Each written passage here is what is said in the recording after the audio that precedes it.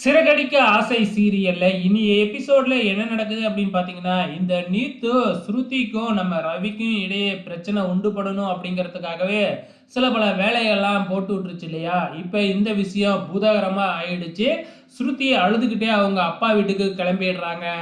இந்த பக்கம் நம்ம முத்து, மீனா இந்த பிரச்சனையை இப்படியே விடக்கூடாது. இப்பவே சால்வ் பண்ணிடணும். அந்த நீத்துவ கூப்பிட்டு பேசணும் அப்படின்னு சொல்லிட்டு ரவி கிட்ட நீத்துவோட ஃபோன் நம்பரை வாங்கிக்கிட்டாங்க.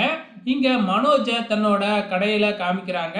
ஸோ அப்போ வழக்கம் போல சந்தோஷ் நம்ம மொட்டை ஃப்ரெண்டு, அதுக்கப்புறம் ஜீவா இவங்க எல்லாமே மனோஜ் கிட்ட பேசிக்கிட்டு இருக்கிறாங்க.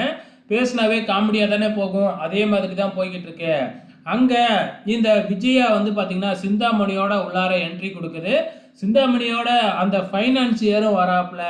சரி வீட்டில் தான் பார்த்தீங்கன்னா இவங்க கிட்ட கையெழுத்து வாங்க முடியல. இப்படி கடையில் வச்சுனாச்சும் விஜயா கிட்ட அந்த வீட்டு அடமானம் வச்சு கையெழுத்து வாங்கிடலாம் அப்படிங்கிற பிளானோட தான் வந்திருக்காங்களாட்டுக்கு. இப்போ பேங்க்ல வேறைய அந்த பத்திரம் இருக்கு இல்லையா? ஸோ நிறைய கடன் வந்துடும், உங்களால் வட்டியே கட்ட முடியாது அப்படின்னு விஜயாவை பயமுறுத்திக்கிட்டு இருக்கிறாங்க. இந்த மனோஜும் அப்படின்னா இவங்ககிட்டயே நம்ம அந்த பத்திரத்தை அடமானம் வச்சு அமௌண்ட் வாங்கிக்கலாம் அப்படின்னு இந்த மனோஜும் டக்குன்னு முடிவு எடுத்துடுறாப்புல. இப்போ இந்த வீடு பார்த்தீங்கன்னா ரெண்டு பேர்த்து பேரில் இருக்கு இல்லையா? விஜயா பேர்லேயும் இருக்குது, அண்ணாமலை பேர்லேயும் இருக்குது. ஸோ விஜயா மட்டும் கையெழுத்து போட்டால் கண்டிப்பாக பார்த்தீங்கன்னா செல்லாது அப்படிங்கிறது நல்லாவே தெரியும் இல்லையா? இப்போ அண்ணாமலை கிட்ட எப்படி கையெழுத்து வாங்குறது அப்படின்னு யோசிச்சுக்கிட்டு இருக்கும் பொழுது இந்த ஃப்ராடுக்கார மனோஜ் என்ன செய்கிறாப்புல, அப்பாவோட கையெழுத்தை நான் அப்படியே போடுவேன், நானே போட்டுறேன் அப்படின்னு சொல்லிடுறாப்புல. இதுக்கப்புறம் என்ன, அந்த ஃபைனான்சியர் கொடுத்த செக்கை இந்த விஜயா வாங்கிடுது.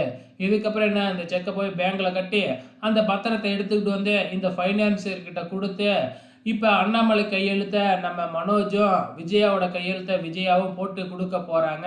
இந்த வீடு சிந்தாமணிக்கு போகிற போகுது.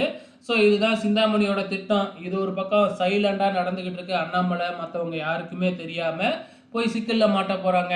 இந்த பக்கம் நம்ம மீனாவும் முத்துவும் பார்த்திங்கன்னா இந்த நீத்துவை வர வச்சு பேசி பார்க்குறாங்க. ஆனால் இந்த நீத்து பிக்காளித்தனமாக பேசிக்கிட்டு இருக்கு. நான் ரவியை விரும்புகிறேன், அவன் என்னை விரும்பணும்லாம் ஒன்றும் அவசியம் இல்லை, ஆனால் நான் விரும்புகிறேன் அப்படிங்கிற மாதிரி கேனத்தனமாக பேசிக்கிட்டு இருக்கு. எவ்வளவோ சொல்லி பார்க்குறாங்க, ஆனால் இந்த நீத்து கேட்குறதா இல்லை.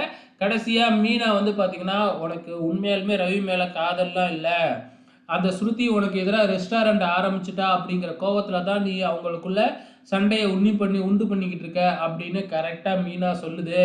ஸோ இது ஒரு பக்கம் நடந்துக்கிட்டு இருக்கப்ப இந்த பக்கம் பார்த்தீங்கன்னா ஸ்ருதி பார்த்தீங்கன்னா தன்னோட அப்பா வீட்டில் போய் ரூமை சாத்திக்கிட்டு அழுதுகிட்டு இருக்கிறாங்க. இப்போ இந்த விஷயத்தை பார்க்குற நம்ம ஸ்ருதியோட அப்பாவும் அம்மாவும் பயங்கர கோவத்தில் இருக்கிறாங்க. இதுக்கப்புறம் என்ன செய்ய போகிறாங்கன்னு தான் தெரியல. வெயிட் பண்ணி பார்க்கலாம்.